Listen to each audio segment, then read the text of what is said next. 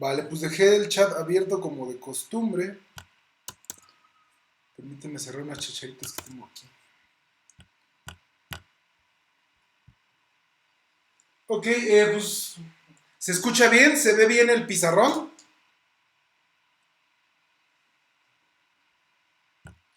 Ya está bien que lo puedo acercar un poquito más. Dime, Aranza.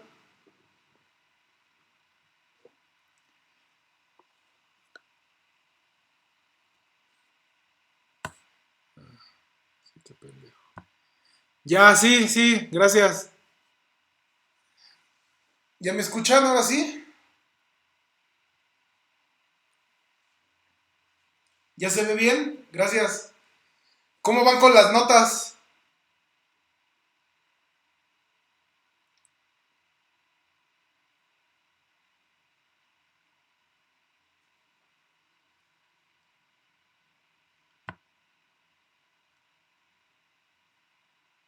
Ah, qué bueno, me da mucho gusto eso de las notas. Sí está bien para que avancemos todos ya, ¿no? Y vaya jalando bien todo.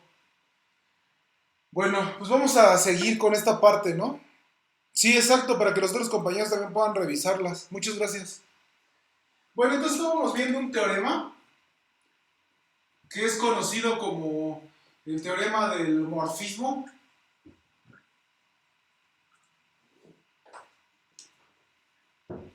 Y lo que dice es que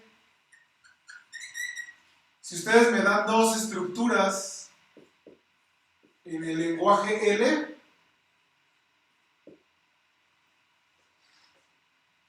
y H una función de A en B, son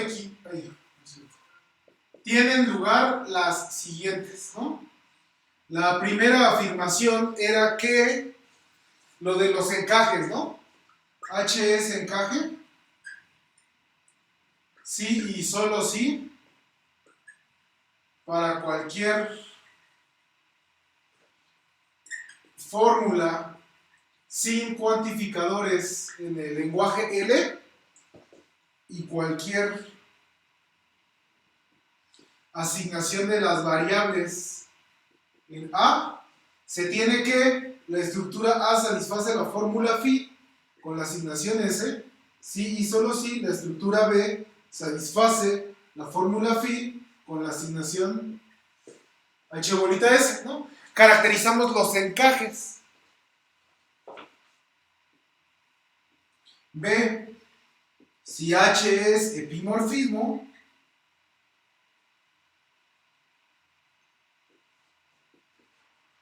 entonces, para cualquier fórmula en el lenguaje L, si phi no tiene el símbolo de igualdad,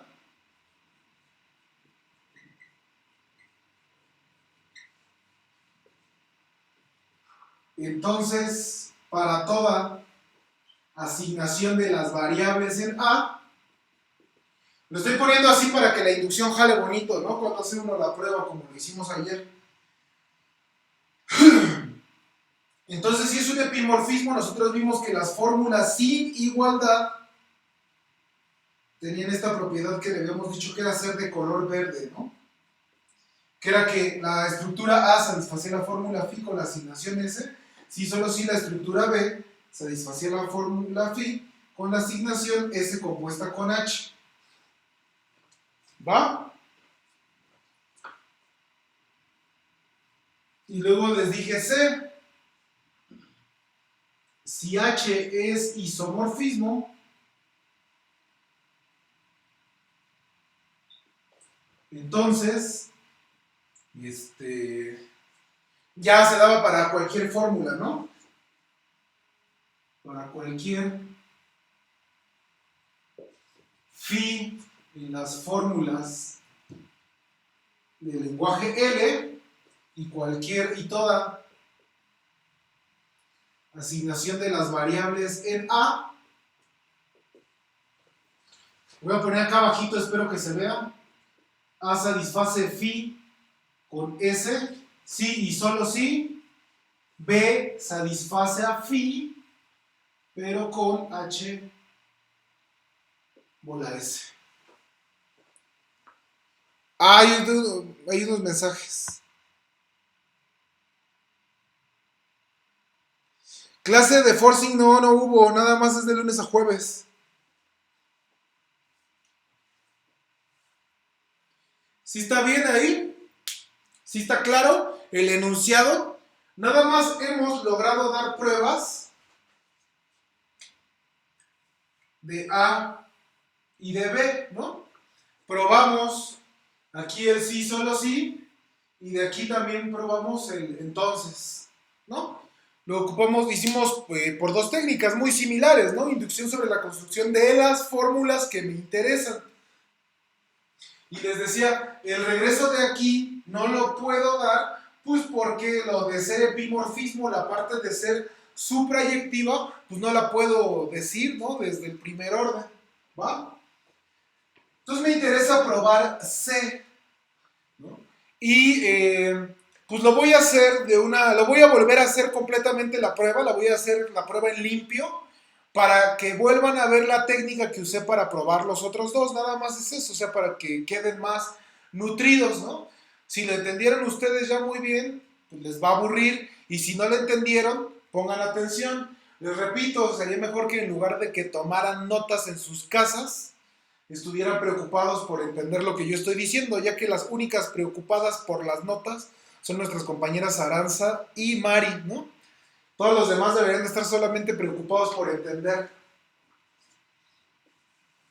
Entonces vamos a ver, voy a borrar el enunciado, voy a ponerlo hasta arriba para probarlo. Sí, sí está bien mi plan de hacer la prueba del C completa, aunque se va a parecer un montón a las otras dos. ¿Sí están bien con ello?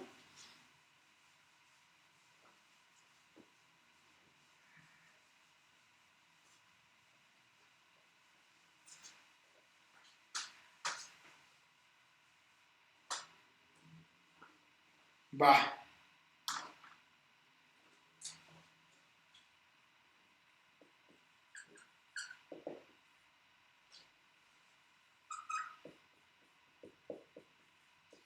Entonces nos tomamos dos estructuras.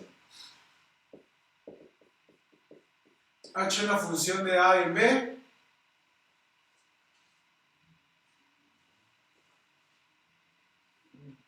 ¿No? Y entonces, si H es isomorfismo,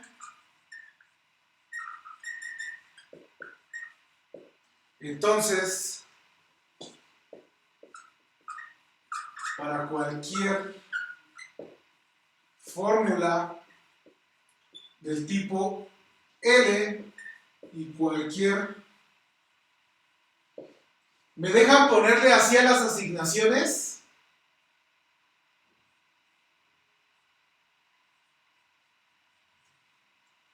A la bar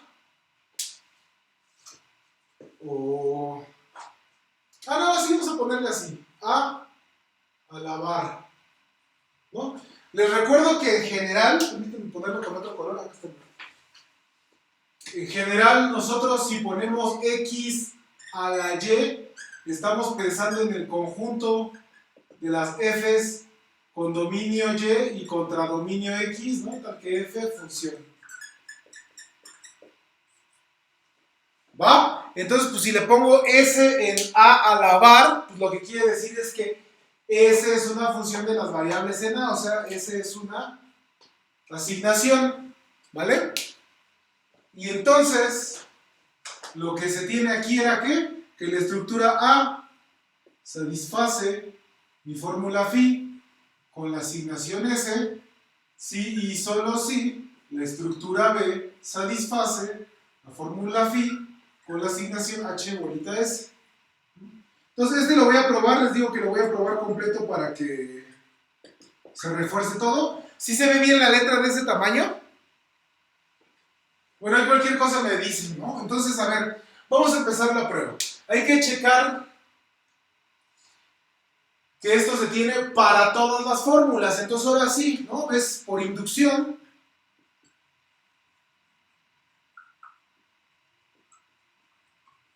Sobre la construcción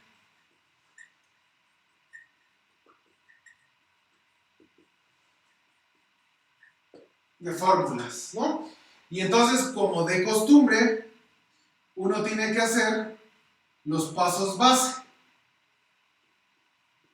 El primer paso base es el caso de la igualdad entre términos, ¿no? Yo tengo que ver que para cualesquiera dos términos y cualquier asignación, la estructura A me satisface que los términos son iguales con esta asignación, si solo si la estructura B se satisface que los términos son iguales con esta asignación. ¿Me están de acuerdo? Entonces, pues así empezamos, ¿no? Tal cual. A satisface la fórmula que dice que el término 1 es igual al término 2 con la asignación S, ¿no? Y nosotros queremos llegar a este lado, ¿no?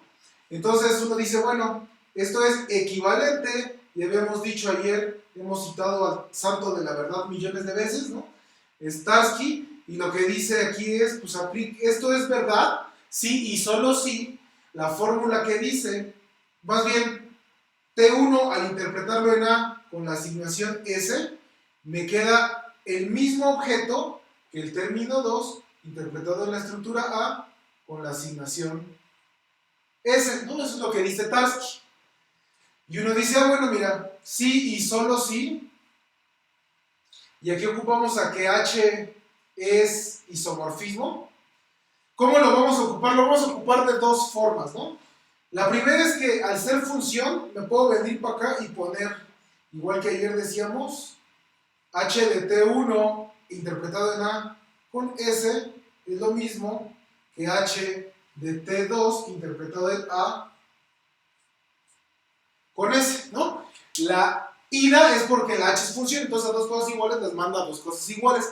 El regreso es porque la H es inyectiva, ¿no? Es isomorfismo, en particular es inyectiva. Entonces, si dos cosas tienen la misma imagen, es porque eran iguales, ¿no? Y entonces esto es sí y solo sí por el lema que probamos ayer, ¿no? Donde decíamos que si estoy evaluando un término interpretado con un morfismo, es lo mismo agarrar y decir que el término interpretado en la estructura contradominio evaluado con la asignación H bolita S, ¿no? O sea, T1 de B es el de allá. Y H de T2 a la A de S es T2 interpretado en B con la asignación H bolita S. Si están de acuerdo, eso es pues por el lema, ¿no? Y luego de aquí para acá, uno aplica otra vez Tarski. Y con Tarski, pues es ocupar cómo escribir, llevarme esto a una fórmula de primer orden, ¿no? Y entonces, pues si las dos cosas interpretadas son iguales, eso quiere decir que la fórmula que dice que el T1 es igual al T2 con la asignación H bolita S es satisfecha. Y eso es a lo que queríamos llegar, ¿no? Empezamos aquí, nos fuimos con una cadena de sí y solo sí, hasta que llegamos ahí y ya acabamos, ¿no?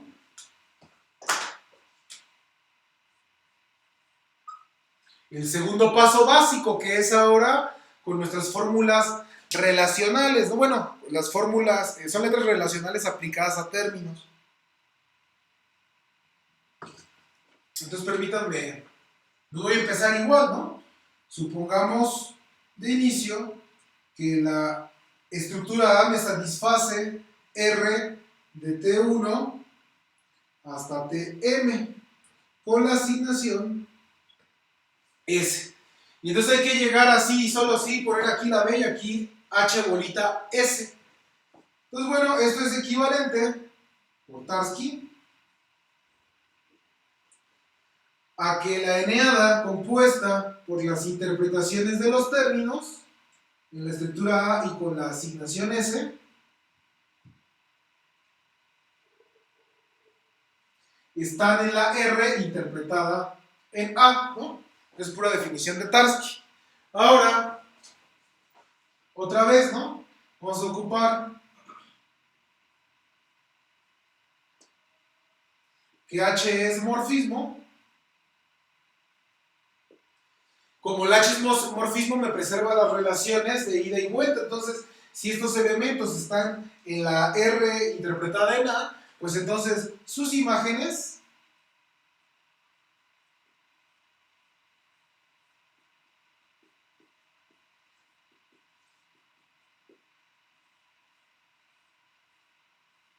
están en la relación interpretada, pero en la estructura B, no, eso es por ser morfismo. Y déjenme voy a ir acá para seguir escribiendo, y esto es sí y solo sí. Pues otra vez ocupamos el lema, ¿no? El lema me dice que H de un término interpretado en A con S, pues es el término interpretado en la B con H bolita S. Entonces sustituyo a cada entrada por su igual según el lema. Y eso me dice que T1 interpretado en B con la asignación H bolita a S hasta el TM interpretado en B con la asignación H bolita S. Esta eneada está en la letra R interpretada en la estructura B, ¿no? Y entonces de aquí ya me puedo ocupar otra vez con Tarski, ¿no? Yo puedo decir, bueno, esto pasa así y solo si la estructura B me satisface la fórmula R de T1 hasta Tm con la asignación H bola S. ¿Va? Y ahí entonces ya acabamos el paso base, ¿no? Ahora hay que ver que poner conectivos binarios, la negación y la cuantificación universal no me afectan, ¿no? Pues bueno, más bien me siguen preservando la situación, ¿no? ¿Puedo borrar esto de los pasos bases? Pues tengo un poquito pizarrón. Bueno, voy a borrar el enunciado y pues también los pasos base, ¿no? Porque lo que viene es la parte larga, justamente.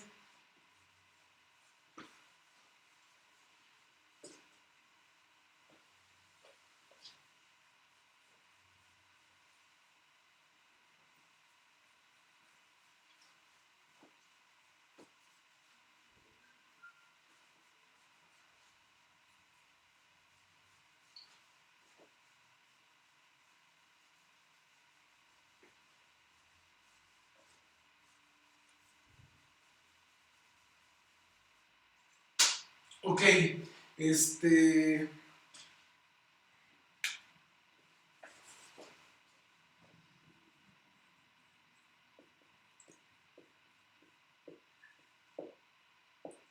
paso inductivo.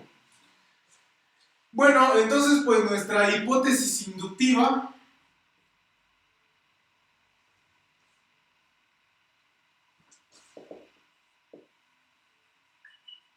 es que nos agarramos dos fórmulas en el tipo de semejanza L y que para cualesquiera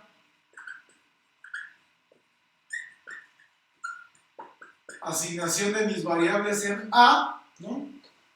Pues lo que voy a tener es que las dos son verdes, ¿no?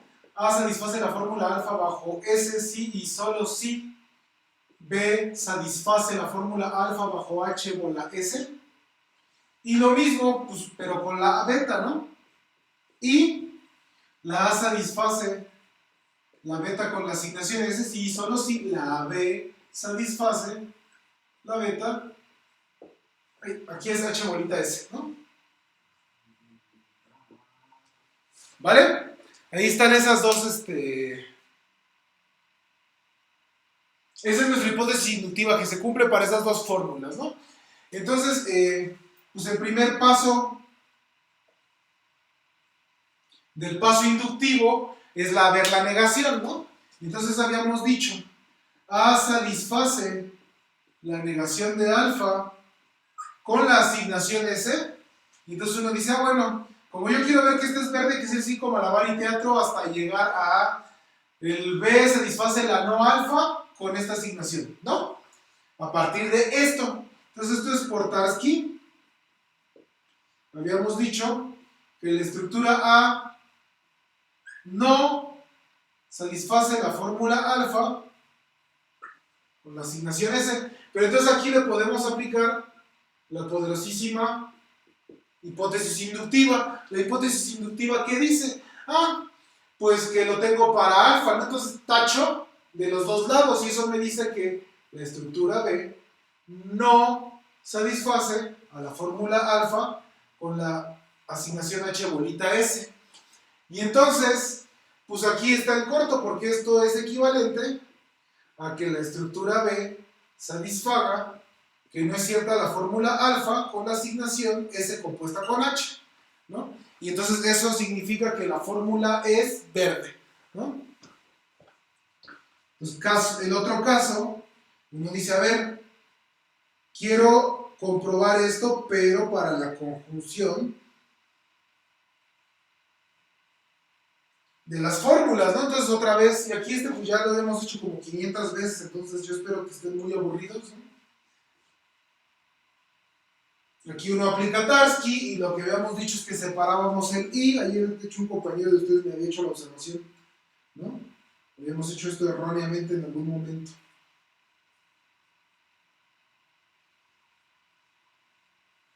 Entonces, por Tarski nada más sé que la conjunción se abre al metalenguaje. Y eso es equivalente, ocupando nuestra hipótesis inductiva, ¿no? A que B satisface alfa con H bola S y B satisface beta con H bola S, ¿no? Y entonces, otra vez ya nada más uno aplica Tarski y lo que uno tiene aquí es que la estructura B satisface alfa y beta con la asignación H bolita S. ¿Vale? Esta es la parte booleana y pues como de costumbre está trivial, ¿no? Nada más es desgastar el pilot. Voy a borrar entonces, ¿no? Ya esto de aquí. Ah, no, no todo. Necesito una parte.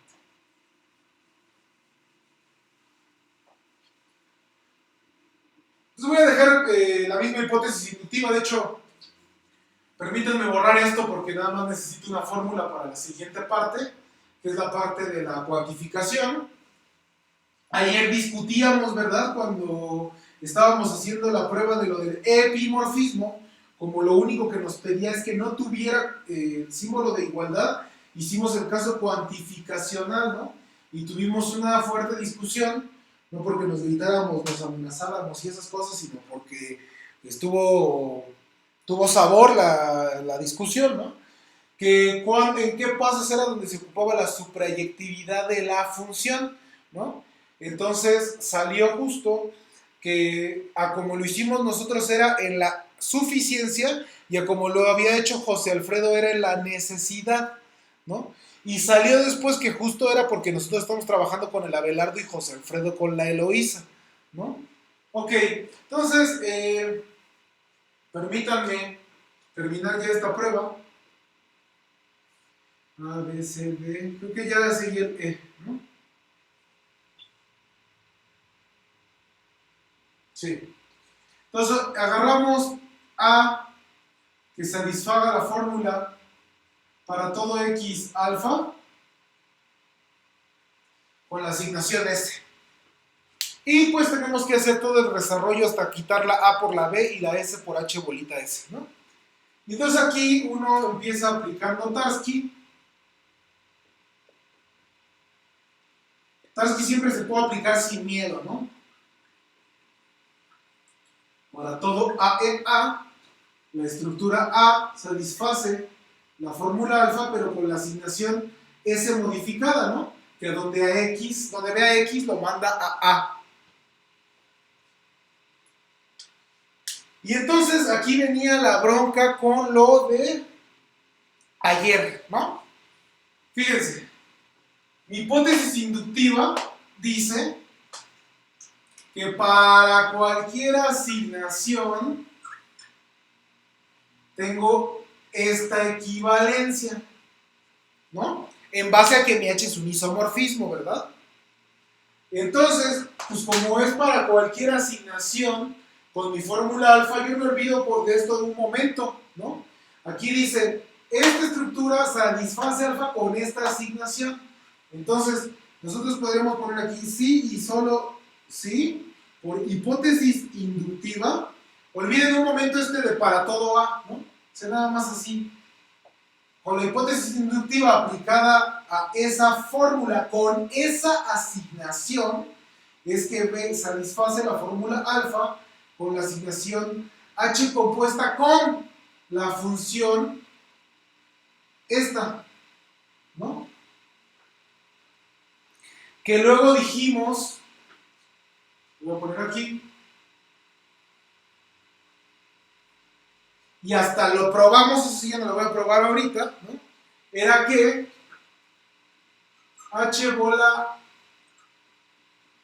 compuesta con esta asignación modificada era lo mismo que tomarse la asignación H bola S y esa modificarla con que cuando apareciera la X me lo mandara a H de A. ¿Sí están de acuerdo con esa situación?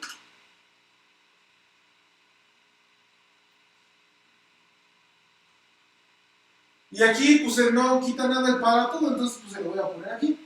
Para todo A. En A se tiene eso de allí, ¿no? Y bueno, entonces como esta asignación es igual a esta, para facilitarme el cómputo del pizarrón, permítanme sustituirlo.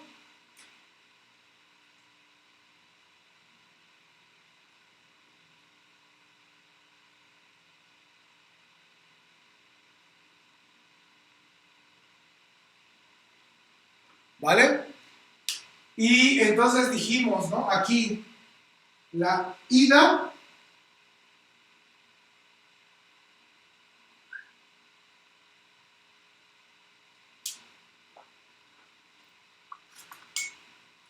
eso existen los colores. La ida es porque H es sobre.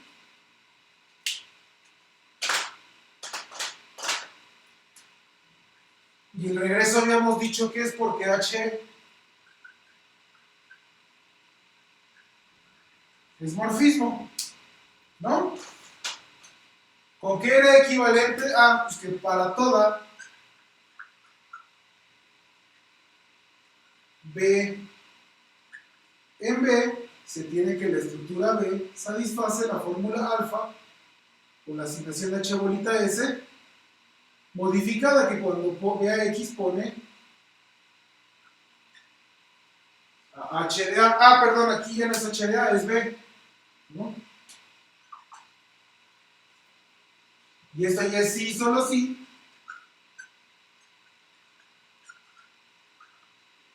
Por Tarski, que la estructura B satisface para toda X alfa con la asignación H bola S.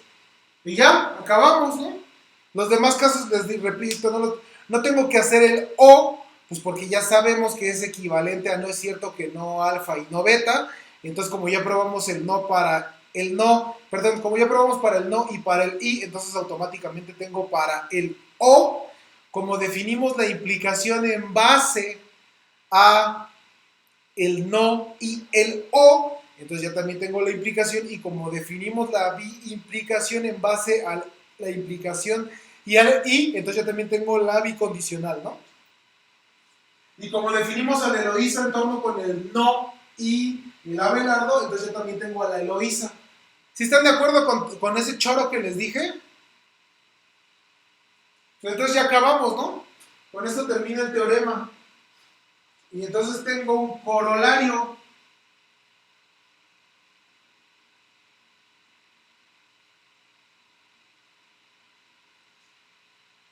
El corolario dice que sean A y B dos estructuras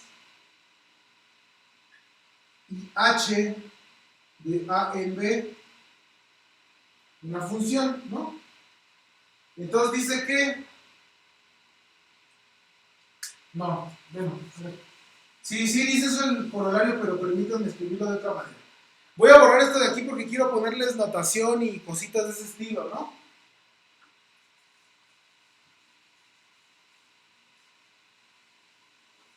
para que el corolario quede más bonito.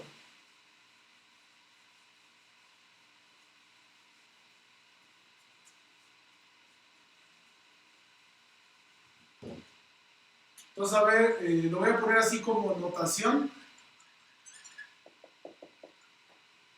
Y la notación, habíamos dicho que si me daban dos estructuras A y B,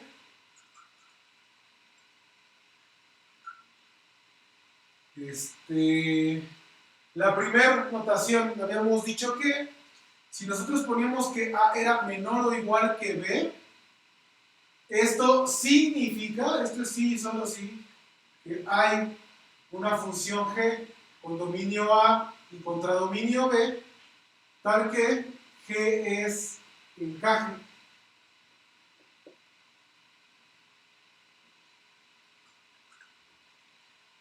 Y la otra notación, vamos a poner que son, así con este símbolo se va a leer que son isomorfos. A y B es isomorfo, a B sí, solo sí, puse hay H de A en B, isomorfismo.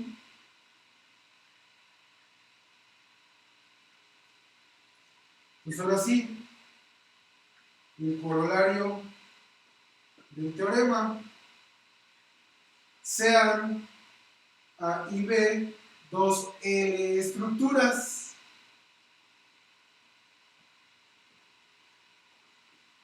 Si las dos estructuras son isomorfas, entonces para cualquier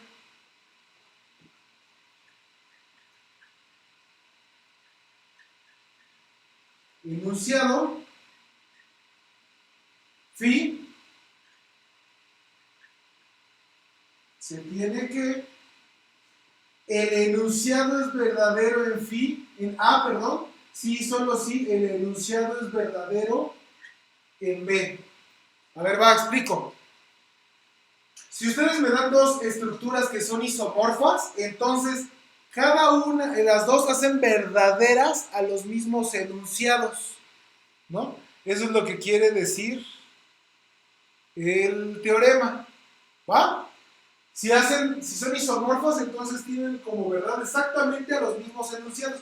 Aquí ya no pongo las asignaciones porque les recuerdo que por el lema de concordancia, en los enunciados las asignaciones no me importan porque como no tienen variable libre y las variables libres son de lo que depende la satisfacibilidad de una fórmula en una estructura con cierta asignación, entonces pues al no tener variables libres no le importan las asignaciones, ¿no? Por eso lo pongo de esa forma.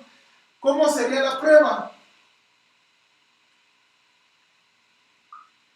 Bueno, pues la prueba lo que dice es que uno debería de probar que si A satisface la fórmula phi con cualquier asignación, si solo si B satisface la phi con cualquier asignación, ¿no? Entonces uno dice aquí, bueno, sea S una asignación de las variables en A,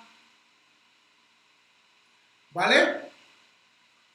Sea H la función de A en B el isomorfismo.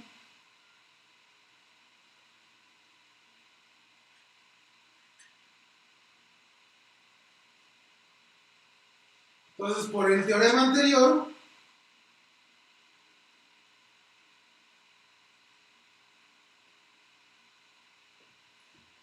pues el teorema anterior decía que si yo tenía una función h que era un isomorfismo y una asignación, entonces podría escribir lo siguiente, ¿no?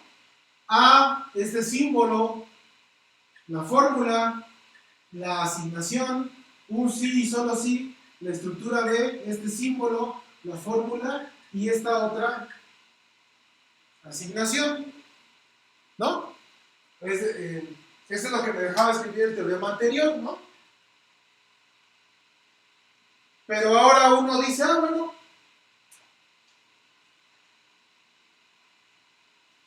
esto me verifica entonces, ¿no? Que si A hace verdad a phi,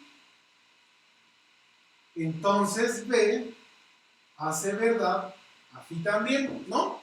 Porque si yo me agarro una asignación, o sea, si A hace verdad a phi, entonces para cualquier asignación, A satisface la fórmula phi con la asignación, ¿no? Pero con esa asignación entonces la pongo aquí, y eso entonces me dice automáticamente que la estructura B me satisface la fórmula con la asignación esa que me agarré compuesta con H, ¿no? Pero otra vez, este es un enunciado, y encontré una asignación con la que se satisfacía en B el enunciado. Por lo tanto, puedo ignorar la asignación y entonces el enunciado queda siendo verdad siempre.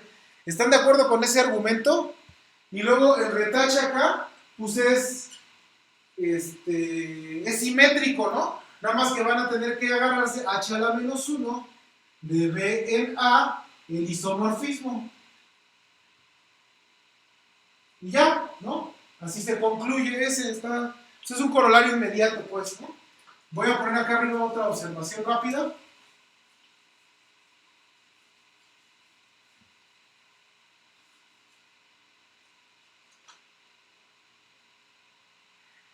Ah, claro.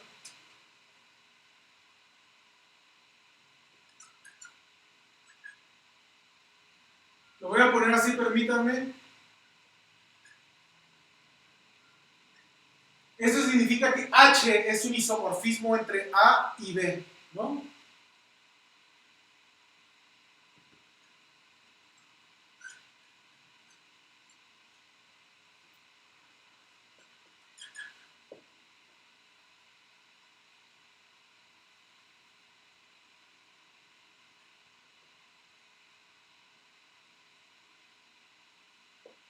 Entonces, si yo tengo un isomorfismo de A en B y un isomorfismo de B en C, eso significa que H compuesta con F es un isomorfismo de A en C, ¿no? Ahora sí ya quedó. ¿Va?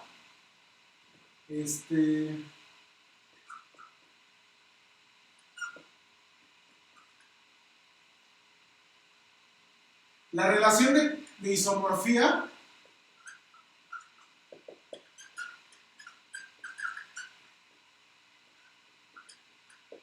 es de equivalencia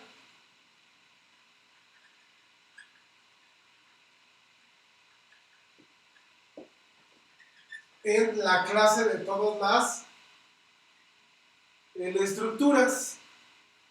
¿Sí? Esa como rápido, así, a ver.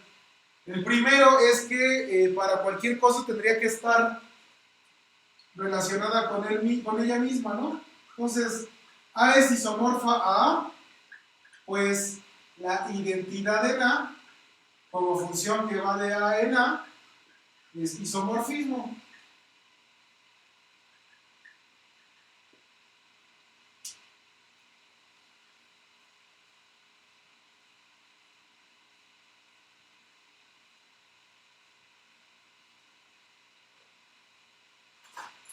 Ah,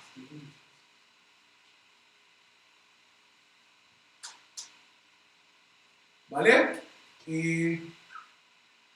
Dos, si A es isomorfa B, entonces hay una H de A en B,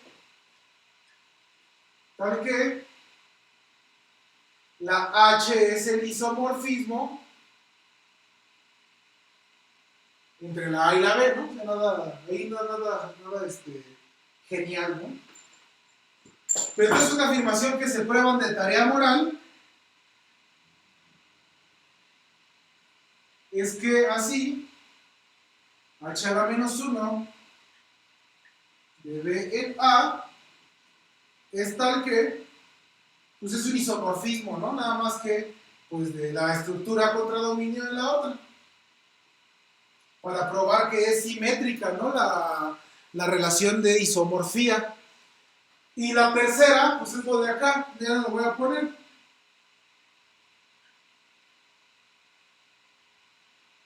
Si A es isomorfo a B y B es isomorfo a una estructura C,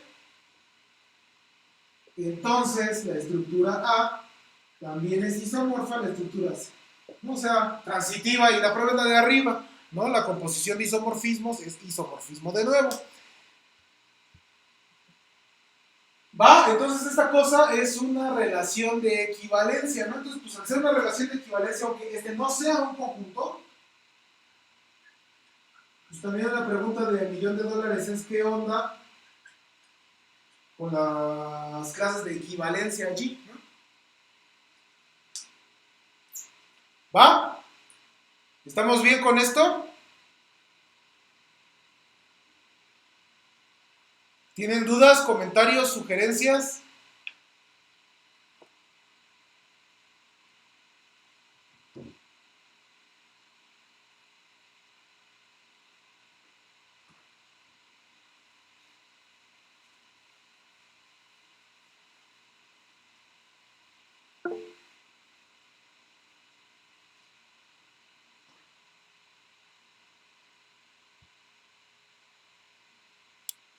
Sí, sí, nadie te lo prohíbe, ¿no? Nada más que pues no sabes si la partición te queda en conjuntos o en clases. De hecho, lo más común es que te queden en clases aquí, ¿no? Porque, a ver, fíjate, así nada más. Si A es una estructura del tipo L,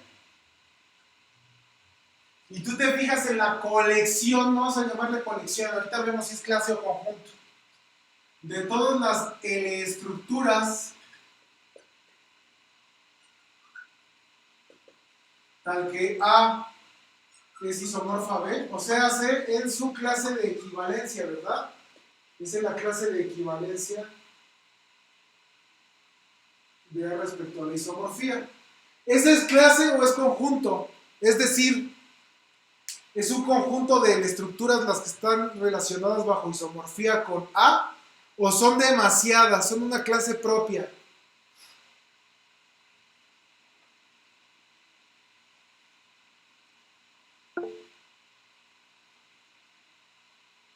¿Son un buen? Sí, sí. Son una clase propia. De hecho, noten el ejemplo trivial. El ejemplo trivial es, consideremos,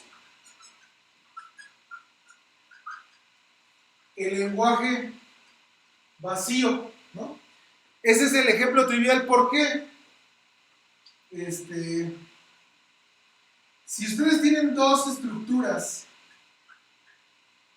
en este lenguaje vacío, ¿cómo son los morfismos?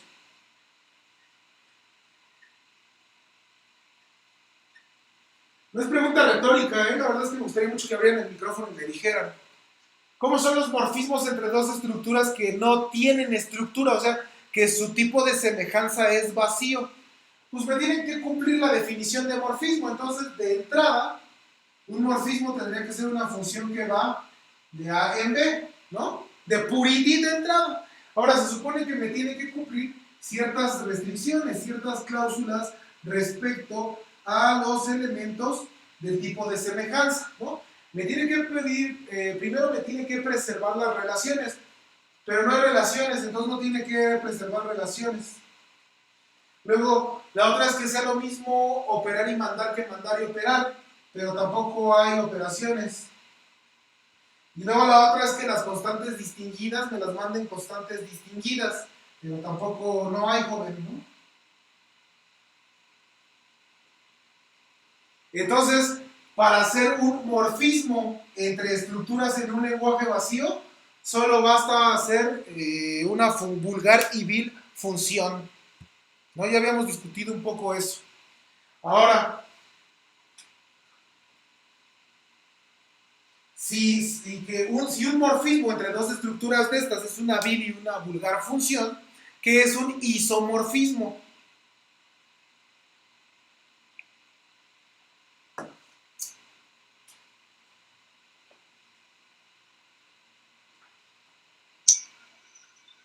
Una biyectiva. Exacto. Entonces, si H es un isomorfismo entre A y B, Pues lo que sí sabíamos es que tenía que ser biyectiva y preservar estas tres. Pero pues como no se tiene que preocupar con estas, es suficiente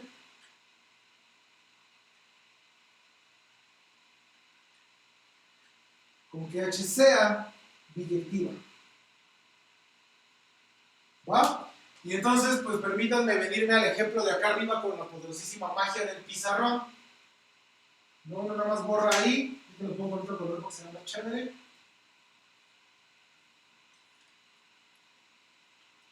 Entonces, si A es una estructura sobre un lenguaje vacío, y me fijo en todas las clases de las estructuras que son isomorfas a A, que es la clase de equivalencia bajo esta relación,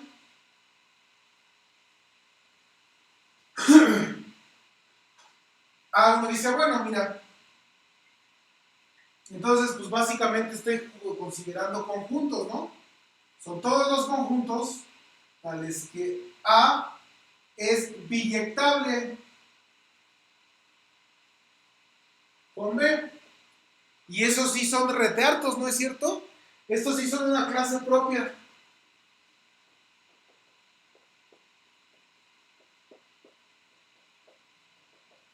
Si a todo el mundo le queda claro que si ustedes agarran el conjunto que más favorito les sea y luego se preguntan por la colección de todos aquellos conjuntos que son biyectables con su favorito, entonces esa clase es una clase propia, es decir, no puede ser un conjunto.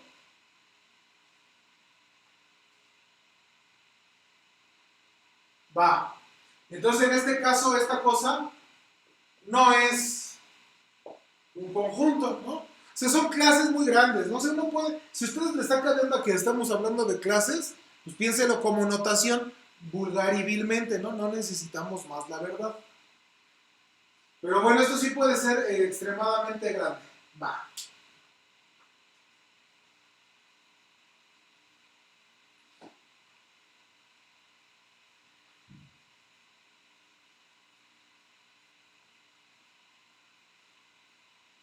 Muy bien, voy a poner unas notaciones más. Un cambio de color.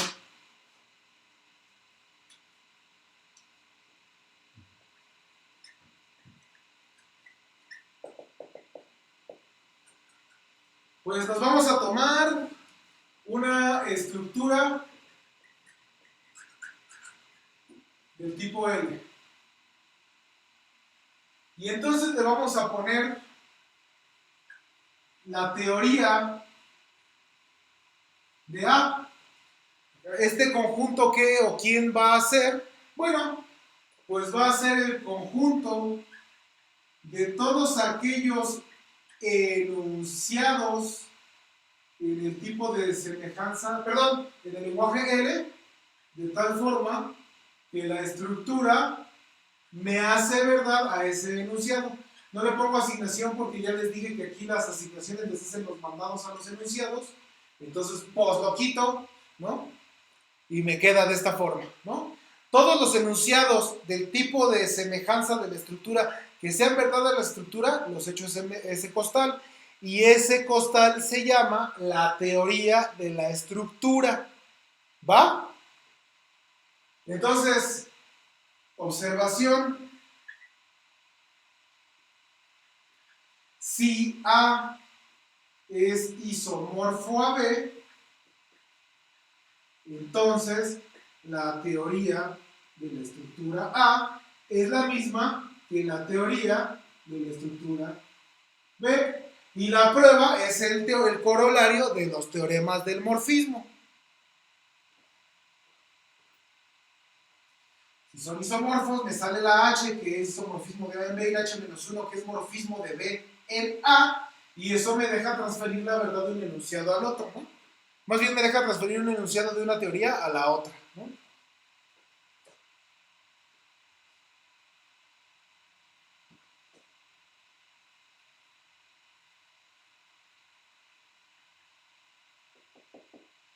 Definición.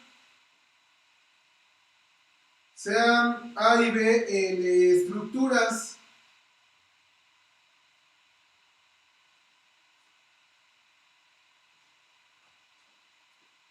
decimos que A es elementalmente equivalente con la estructura B si y solo si las teorías coinciden. ¿Va? En símbolos, y le vamos a poner una A con 3 rayas en medio a la B. ¿Va? O sea, el símbolo de las 3 rayas es la equivalencia elemental. Y a lo que precisamente se refiere es a que tienen la misma teoría, es decir, hacen verdad a los mismos enunciados. ¿Va?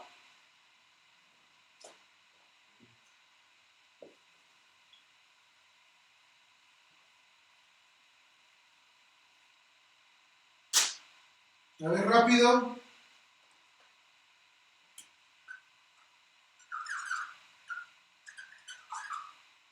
Ejemplos y no ejemplos.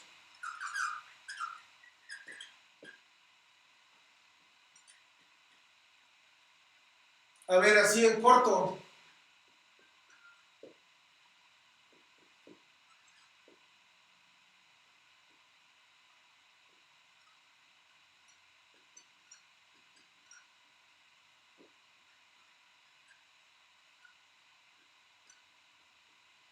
Los reales son isomorfos a los complejos, como campos.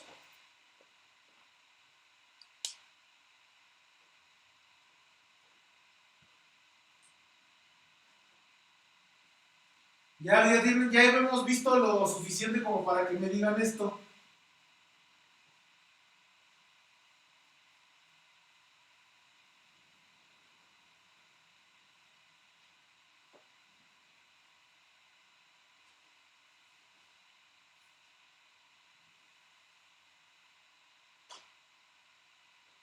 ¿Qué hacemos una quiniela?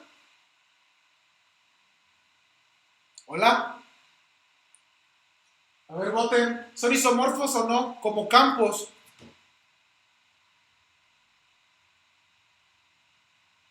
¿Sí son isomorfos como campos? ¿O no son? A ver. A ver, ¿quién anda por acá? Arazo, Citlali, Emiliano, Emanuel, Israel, Jesús, Mari y Saúl.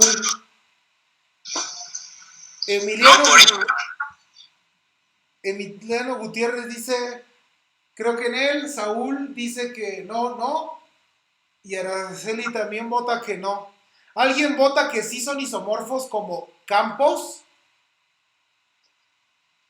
¿Cuál es la razón de que no sean así? De lógica del perro, ¿no? Porque el que les diga, a ver, demuestren que no hay una biyección, que preserve las operaciones está difícil. ¿C isomorfo a R2? ¿No? No, porque R2 no tiene definida una multiplicación de facto, ¿no? Nada más tiene definida una suma de facto R2 de la entrada por entrada y la multiplicación no se hace igual. Entonces, cuando te dicen que los complejos los puedes ver en R2, no es que sean isomorfos R2, sino que más bien a R2 tú le puedes dar una estructura de tal forma que te queda isomorfo a los números complejos. Exacto, a ver, sí, muy bien. Saúl ya le dio el clavo. Pero lo vamos a poner en lenguaje modelo teórico. Saúl dice, en los reales no existe un número que satisfaga que al elevarlo al cuadrado me dé -1. ¿Cómo se dice eso en fórmula de primer orden, no? Entonces, a ver, uno dice, a ver, ¿qué existe alguien, no? Tal que al elevarlo al cuadrado me dé -1, ¿no? Entonces uno se le queda viendo y dice, no, a ver, espérate, mi lenguaje de campos nada más es 2 operaciones binarias y 2 elementos distinguidos, ¿no? Entonces, ni esto lo tengo de entrada ahí. Pero uno dice, sí, pero esto es de dramático. ¿no? Porque pues, lo podría recuperar y dice, sí, exactamente, sí, de dramático así estoy, ¿no? Porque esto sería lo mismo a decir que existe un X tal que cuando la multipliquemos por ella misma y luego le sumemos un 1, esto me da igual al 0, ¿no? Ahí ya dice lo que dice Saúl. Existe alguien que al elevarlo al cuadrado me da -1. Nada más que es en nuestra situación con primer orden, ¿no? Lo escribí. Ahora, para ahorrar mucho en la vida, permítanme ponerle a este R y a este le voy a poner así la C, ¿no? Entonces, el profe de compleja, el de álgebra superior y otros, se matan hablando de lo maravilloso que es esta propiedad.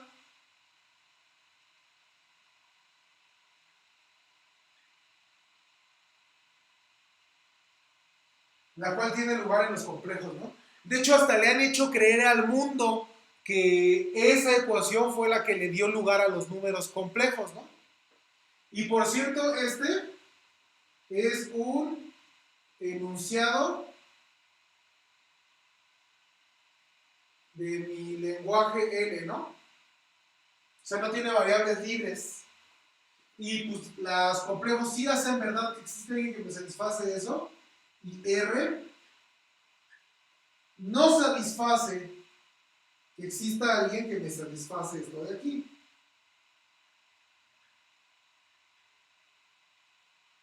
¿No? Eso quiere decir, como nosotros encontramos un enunciado que es verdad en uno y no en otro, entonces C no es lógicamente equivalente a R. Entonces, pues ya, ahora sí, no pueden ser isomorfos, porque hace rato probamos que siempre que son isomorfos, sus teorías coinciden. Eso quiere decir que son elementalmente equivalentes. ¿Va? Y eso jala en cualquier cosa, ¿no? Si les dicen, prueben que dos grupos son isomorfos y sabes que hay una sentencia de primer orden que es verdadera en uno y no en el otro, entonces ya tienes eso. Para dos anillos, para dos campos, para dos gráficas. Todo esto que dice uno como a voz, ¿no? Ah, no, esos dos grupos no son isomorfos porque este contiene uno de orden 2 y el otro ninguno, ¿no? Cosas de ese estilo son que las puedo decir desde acá. ¿Están de acuerdo?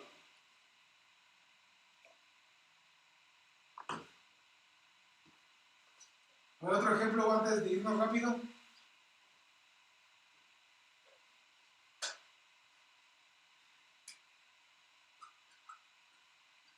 Los racionales con su orden típico y los reales con su orden. ¿Son isomorfas?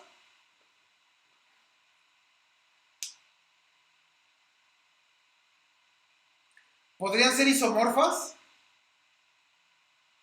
A eso me tendría que contestar en cortísimo que no. Exacto. Por pura cardinalidad, ¿no? El profesor de cálculo se mató un día en probarles que era incontable. Es decir, no es finito ni infinito numerable. Por ende, no puede ser biyectable con este. Entonces uno dice, ok, isomorfos no pueden ser. Y entonces yo les digo, no, porque raíz de 2, ¿cómo lo sacas ahí si no tienes el lenguaje algebraico? Ojo, porque aquí sí es bien importante siempre qué lenguaje estoy manejando, ¿no? No me puedo quedar en una cosa e irme con ese mismo lenguaje a otro lado. En todo caso, si yo tengo fijo el L, tengo que ocupar ese lenguaje para estarme moviendo, ¿no? Es la ventaja de la lógica, o más bien la lógica entra en juego brutalmente siempre que hablamos de lenguaje. Es de lo que hemos estado hablando todo el semestre, ¿no? Al principio creamos un lenguaje y ahorita no hemos parado de utilizarlo. Lo que estamos viendo es la riqueza que tiene. Entonces, siempre que se usa el lenguaje, estamos hablando de lógica, ¿va? Y siempre, entonces, siempre que estamos viendo eso, hay que tener muchísimo cuidado con los tipos de semejanza con los que estamos hablando, ¿no? O sea, lo que dice el compañero tiene razón si hablo de Q con más el producto del 0 y el 1, y con los reales la suma, el producto del 0 y el 1.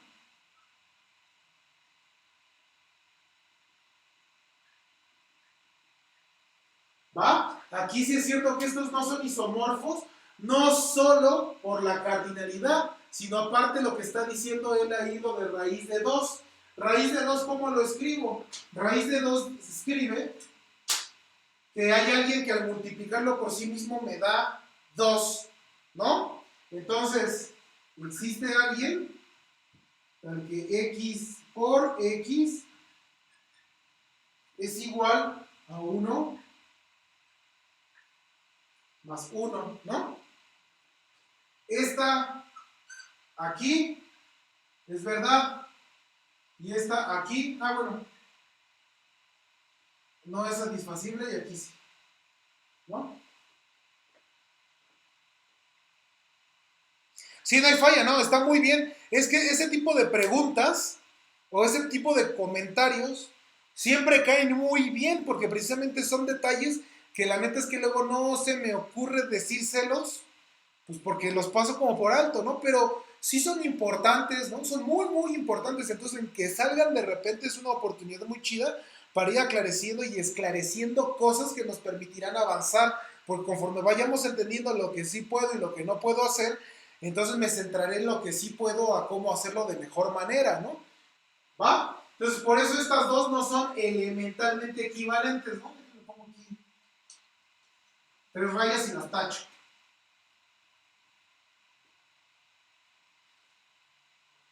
¿Y estos son elementalmente equivalentes?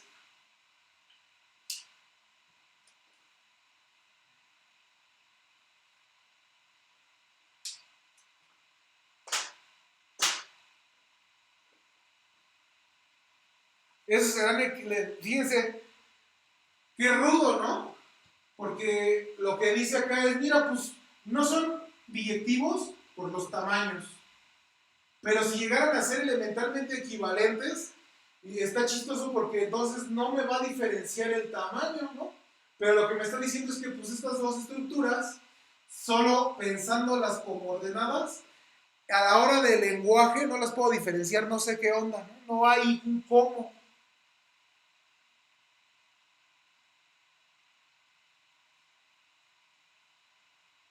Luego vamos a ver eso es más difícil de probar. Tenemos que meter extensiones elementales para probarlo. Entonces, mientras la anunciación que les doy es que, sí es cierto, sí son elementalmente equivalentes, pero no son isomorfos. De hecho, nosotros probamos hoy que la relación de isomorfía implicaba la relación de equivalencia elemental, ¿no? Básicamente lo podemos poner así. Esta relación implica esta relación, ¿no? Y justamente la pregunta que si el regreso se vale, lo que acabamos es, bueno, el anuncio es que eso no se vale, ¿va? ¿Dónde sí se vale? En finitas, en estructuras finitas, ¿va? Pero bueno, eso ya lo vemos después, sí. ¿Quedó todo claro hoy? ¿Quedó bien? ¿Quedó chido? Pues les pido de favor, ¿no? Échenle ganitas a todo. A las chicas de las notas, porfa, échenle ganas para que ya estén liberadas las notas el lunes que viene. Y a todos los demás les pido, porfa, que le echen ganas, pues leyendo, ¿no? Estudiando y que pues me hagan más preguntas así para que avancemos, ¿no?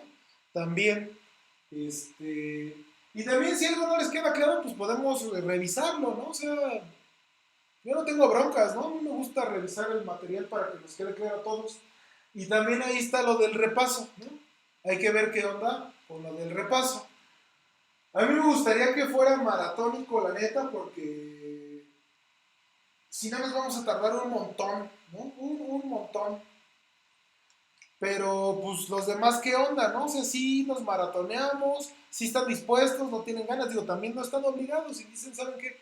Yo no quiero ni me interesa un repaso porque yo me pongo a leer solo, pues también está chido, ¿no?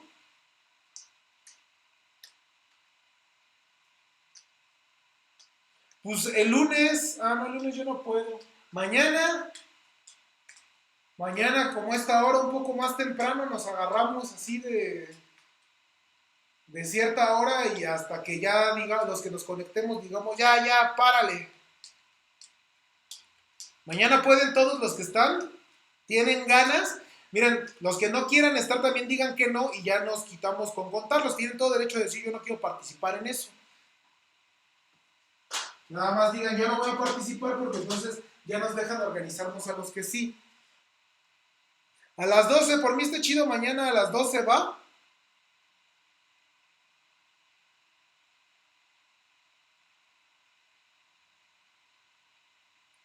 No puedo a las 10. ¿Cómo que no puedes a las 10?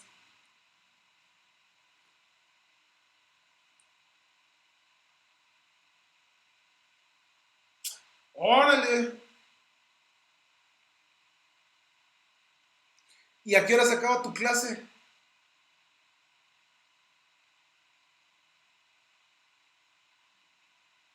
Ah, ¿tú cómo ves, Aranza? ¿Sí te queda a las 12 y es muy tarde? Voy a quitar ya el video, voy a apagar el otro, el QuickTime, ahorita le subo el otro video.